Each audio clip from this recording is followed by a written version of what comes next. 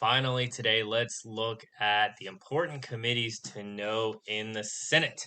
So, the Senate has very important committees as well as the House. There are two big ones that we need to know for sure because they have special jobs. And you see one of them in the picture here. This is the recent confirmation hearing for Supreme Court Justice Amy Coney Barrett. So, she went before the Senate Judiciary Committee, who they have the role in vetting the nominees that the president has made for the Supreme Court. So we see the Senate Judiciary Committee here. There's Cory Booker, who serves on the Senate Judiciary Committee on your left, and on your right, Ben Sasse from Nebraska, who serves as a Republican on the Senate Judiciary Committee on the right. So in this case, since the Republicans control the Senate, the Republicans make up the majority and they hold the committee chair on this committee. But the Senate Judiciary Committee, one that we're going to get talking about in just a second. So our first committee today is the Senate Judiciary Committee. There is a familiar face. This is Lindsey Graham, senator from South Carolina. He serves as the chairman now of the Senate Judiciary Committee.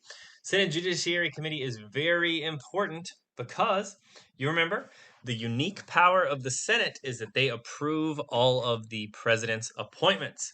So the Senate Judiciary Committee has a very important role. Since the president appoints every federal judge, the Senate Judiciary Committee is responsible for deciding whether or not to approve all of these appointments. So mostly we pay attention to them during Supreme Court nominations. That's when they get a lot of attention. But since the Senate has the power to approve the federal judges, what they do is when the president nominates a justice, particularly to the Supreme Court, they're going to bring these nominees in and make them testify. They bring the judges in, they interview them about their opinions about a variety of issues. They ask them questions about their past rulings. They ask them about their current opinions on policies, and they make a recommendation to the rest of the Senate that is likely to influence the way that these people vote. So the Senate Judiciary Committee is a very, very important committee. If you're a senator, this is one of the main committees that you want to be on.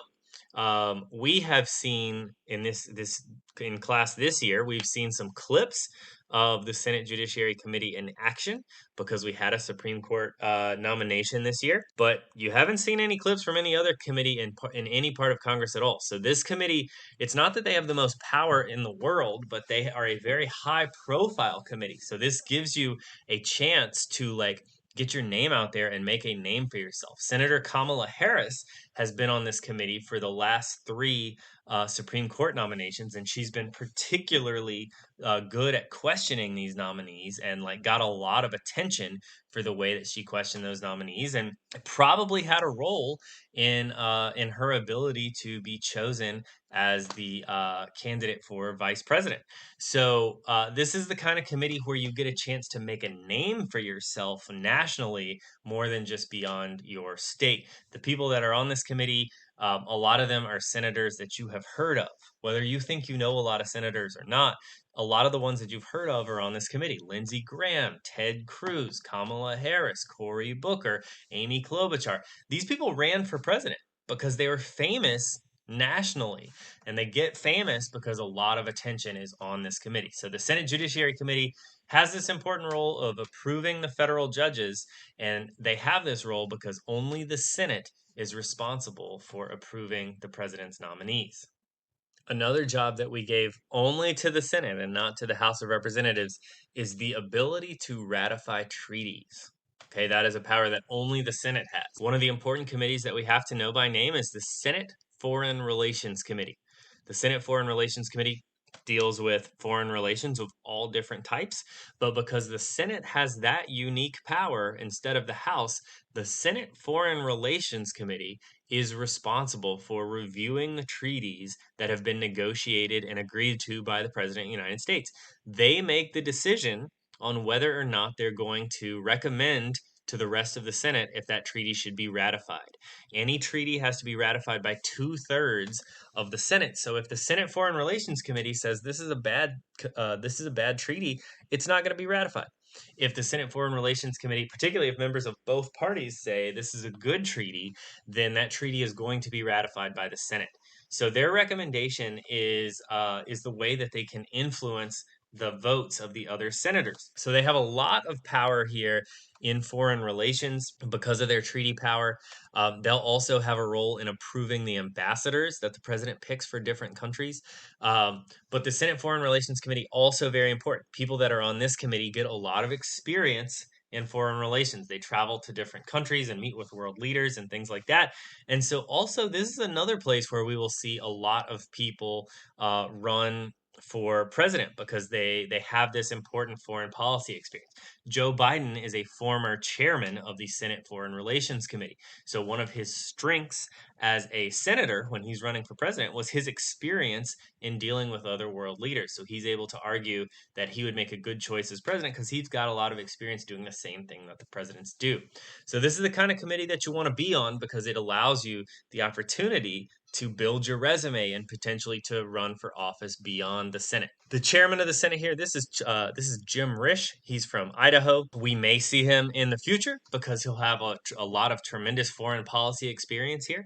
But he's the chairman of this committee, so he helps run the committee there. All right, here we are. A very angry Bernie Sanders is showing us the list of other standing committees in the Senate. Just like with the House, it's not important that we know the name of every single one of these committees. It is just important that we understand the type of thing that a committee is based around. A lot of these committees are exactly the same as what's in the House. You see a budget committee, exactly the same as in the House. A small business committee, a veterans affairs committee, they're the same as what's in the House. But each House makes their own committees up. So here, the Senate has combined a lot of things in different ways. Like there's an Energy and Natural Resources Committee. There's an Education, Labor, and Health and Pensions Committee. So they've made different combinations of committees here to allow the Senate to do their role in the lawmaking process. So these are similar to the House committees. We're not going to need to know specific, like we're not going to be able to need to name them, but these are things that we might be confronted with in a concept-based FRQ. And one of those scenarios that we're reading, we might read about the Senate Appropriations Committee, and you should know from the word appropriations that they're going to be in charge of spending. All right, here's President Trump doing his part to keep the White House beautiful. We are just going to quickly check in on the main things that we need to do today. We've talked about committees. It seems like you're just going through a list of groups here, but as we go through the lawmaking process, you will understand why it is important to know what these committees do. So after you finish your notes today, the main things we need to be able to do, first of all, we need to be able to explain why we use committees in the first place. Okay? Congress is too big. The House of Representatives is huge. The Senate is huge. In order for them to actually get lawmaking done, we need to put them into smaller groups. And so we use the committees for that reason, but also because we use the committee system in that way, the congressmen become experts. They get specialization in the topics that their committees are based around. You need to also make sure that you can compare the 4 different types of committees. Standing, select, joint, and conference committees. What do they do? I can guarantee you are going to see questions about standing, select, and conference committees. Probably not joint, but definitely about the other 3. So we need to know the differences between those. We need to know the role of the House Rules Committee.